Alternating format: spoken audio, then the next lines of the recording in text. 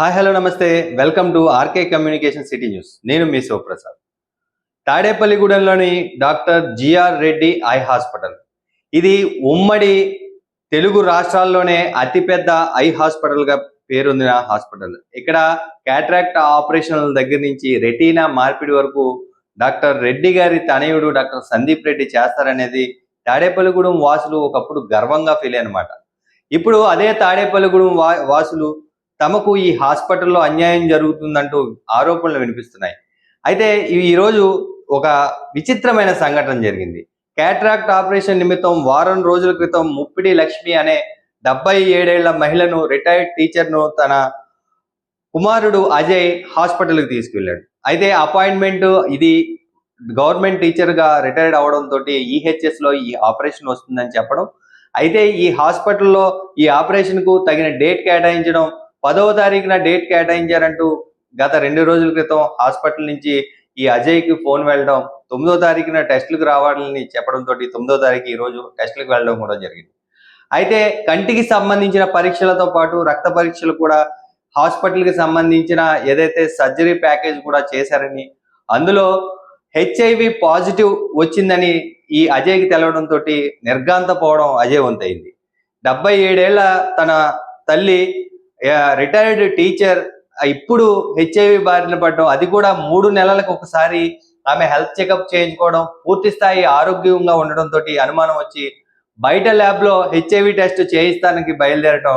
అయితే దీనికి ముందే హెచ్ఐవి వచ్చినా పర్వాలేదు, ఆపరేషన్ చేస్తాం అని స్టాఫ్ చెప్పడం. అయితే ఆపరేషన్ చేయాలంటే వారికి ఏదైతే హెచ్ఐవి పేషెంట్కి వాడిన సామాగ్రి వేరే వారికి వాడడం కుదరదు కాబట్టి వారికి వేరే 10,000 చెల్లించాలంటూ కూడా తను డిమాండ్ చేశారని అజయ్ ఆరోపిస్తున్నారు. అయితే అక్కడి నుంచి బయలుదేరి వేరే ల్యాబ్కి వెళ్ళేసరికి మళ్ళీ స్టాఫ్ వెనుకబడి మరో టెస్ట్ డాక్టర్ గారు చేయమన్నారంటూ చేసి నెగిటివ్ అని ప్రకటించడం కూడా జరిగింది. అయితే ఇంతటితో ఆగని అజయ్ మాత్రం తాను జిల్లా కలెక్టర్ కంప్లైంట్ చేస్తానని, తదితర మెడికల్ ఆఫీసర్లు కూడా కంప్లైంట్ చేస్తానని, ఈ హాస్పిటల్కి వెళ్లే వాళ్ళు ఆల్రెడీ తన స్నేహితులు 3-4 ఇలా డబ్బులు దోచేస్తున్నారంటూ చెప్పిన ఇది మంచి హాస్పిటల్ అని తాడేపల్లిగూడెం నేనే వెనకేసుకొచ్చానని, అయితే ఇప్పుడు తనకు ఎదురైన స్వ అనుభవం మేరకు ఈ హాస్పిటల్కి వెళ్ళేవారు ఏదైతే ఆరోగ్యశ్రీ కానీ ఇతర సదుపాయాలు, హెల్త్ ఇన్సూరెన్స్ సదుపాయాలు ఉన్న వాళ్ళ దగ్గర డబ్బులు వసూలు చేయడానికి లేనిపోని రోగాలు అంటగడుతున్నారంటూ అజయ్ ఆరోపిస్తున్నారు. దీనిపైన నిజాలైతే నిగ్గు తేలాల్సి ఉంది. రేపటిలోగా మెడికల్ అండ్ హెల్త్ టీం హాస్పిటల్ను సందర్శించే అవకాశం ఉంది. అయితే ఇక్కడ డాక్టర్ సందీప్ రెడ్డి అజయ్ తోటి అన్న మాటలను తను ఆర్కే న్యూస్ తో పంచుకున్నప్పుడు, ఇది టెస్ట్ కిట్లో వచ్చే లోపమే, మీరు కేసులు పెట్టుకున్నా మాకేం పోదు, కేసులు పెట్టుకుంటే పెట్టుకోండి అన్నట్టుగా కూడా చెప్పినట్టుగా అజయ్ ఆరోపిస్తూనే ఉన్నారు. రేపటిలోగా అజయ్ తోటి ఇదే స్టూడియోలో మాట్లాడించే ప్రయత్నం కూడా చేద్దాం. నమస్కారం అండి, నా పేరు తానేటి అజయ్. నేను తాడేపల్లిగూడెం పట్టణంలో 30 వార్డులో నివసిస్తుంటాను. మా అమ్మగారు కంటి వైద్య నిమిత్తం మాకు 30 వార్డులో స్థానికంగా గల డాక్టర్ జిఆర్ రెడ్డి కంటి హాస్పిటల్లో మా అమ్మగారిని వైద్య పరీక్షల నిమిత్తం గత నెల 2వ తారీఖున తీసుకెళ్ళడం జరిగింది. అక్కడ డాక్టర్ జి సందీప్ రెడ్డి గారు మా అమ్మగారిని పరీక్షలు చేసి లెఫ్ట్ ఐకి కాంట్రాక్ట్ ఆపరేషన్ చేయాలని చెప్పడం జరిగింది. మేము మా అమ్మగారు రిటైర్డ్ ఎంప్లాయ్ అవడం వల్ల ఆవిడకి ఈహెచ్ఎస్ అవైలబుల్ ఉంది. ఆ ఈహెచ్ఎస్ ద్వారా వైద్యం చేయించడం కోసం డాక్టర్ గారు స్టాఫ్ని అడగగా వాళ్ళు ఒక 2 డేస్ బ్యాక్, అంటే ఇవాళ 7th మాకు ఫోన్ చేయడం జరిగింది.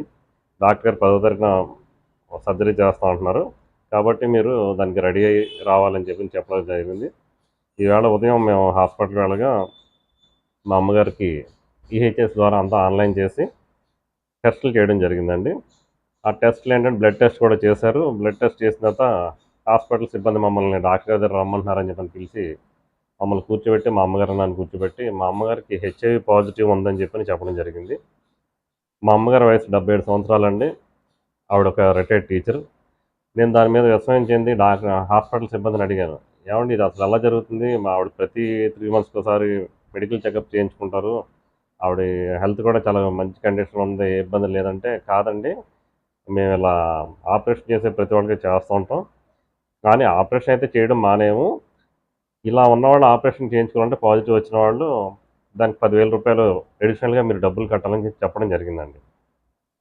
సరే నేనేం చేశాను అంటే మా హాస్పిటల్లో ఐ ట్రీట్మెంట్ తర్వాత ముందు హెచ్ఐవికి సంబంధించి మనం క్లారిటీ రావాలని చెప్పి నేను బయట ల్యాబ్లో కూడా టెస్ట్ చేస్తానని చెప్పని బయటికి మేము రిపోర్ట్స్ తీసుకుని రావడం జరిగింది. మేము బయటకు వస్తుండగా హాస్పిటల్కి సంబంధించిన నర్స్ ఒక ఆవిడ వచ్చి డాక్టర్ గారు వేరొక టెస్ట్ కూడా చేయమన్నారండి, అది కూడా చేసి చూద్దాం అని చెప్పని మమ్మల్ని తీసుకెళ్ళి టెస్ట్ చేయించారు. అయితే అందులో హెచ్ఐవి నెగిటివ్ రావడం జరిగింది.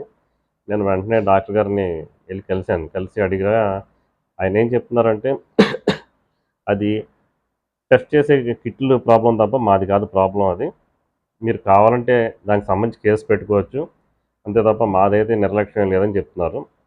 కానీ ఏంటంటే ఖచ్చితంగా ఇన్సూరెన్స్ ఉన్నవాళ్ళు లేదంటే ఏదన్నా ఆరోగ్యశ్రీ కార్డు మీద హాస్పిటల్‌కి వచ్చే వాళ్ళ దగ్గర ఏదో ఒక మాట చెప్పి ఈ రూపంలో అయితే హాస్పిటల్ సిబ్బంది ద్వారా డబ్బులు వసూలు చేస్తున్నారండి ఈ హాస్పిటల్‌లో.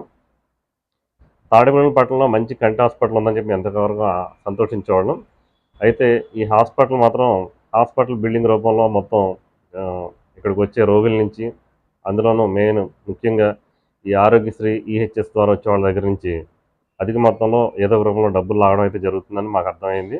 దీని మీద మేము కలెక్టర్ గారికి మరియు ఇతర ఉన్నతాధికారులకు కూడా కంప్లైంట్ చేయాలని చెప్పని మేము నిర్ణయించుకున్నాం.